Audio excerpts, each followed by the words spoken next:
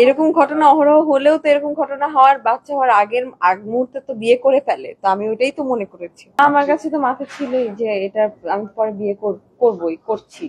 আমি তো কাউকে জানাইনি ততদিন। তাদের যে বাড়ি একবারই গিয়েছি, উনি তো এখানে থাকেন, উনি তো ওনার নিজের ফ্ল্যাটে থাকেন, ওইখানে একবারই গিয়েছি। ওটা ওই 2 দিন আগে রাতের যে কাহিনীটা হয়েছে ওইখানে।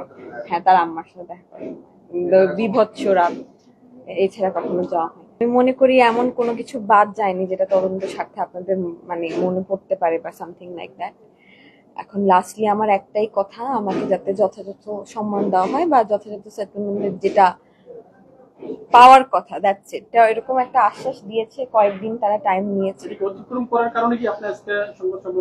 না না না, সংবাদ সম্মেলনটা আর 2 দিন আগেই বলা হয়েছিল। তো আমি সাংবাদিক ভাইয়েরা যখন আমাকে শুরুতেই হেল্প করেছে, আমি সংবাদ সম্মেলনের কথা বলে আজকে কাট অফ করে দিব, ওই পাবলিক তো আমি না। আইনি পদক্ষেপ না, আইনি পদক্ষেপ গেলে তো আমি সংবাদ সম্মেলন না, আগে হচ্ছে আইনি পদক্ষেপ নিয়ে দেন সংবাদ সম্মেলনে বসতাম। আগে আসার একটাই কারণ, যাতে মানুষ এটা নিয়ে আর কোনো না করে, আর তাদের সমঝোতার যে টাইম লিমিটটা তারা দিচ্ছে ওইটার জন্য আমি ওয়েট করতেছি। আফটার দ্যাট আমি সবাইকে জানিয়ে দিই, সো দ্যাট তারা যতটুকু সময় নিয়েছে ওই সময়ের মধ্যে খুব তাড়াতাড়ির মধ্যে এটার উত্তরটা মানে আমাকে জানায়। না, একদমই না, চাপে ফেলার আমার ক্ষমতা নেই কারো চাপে ফেলার।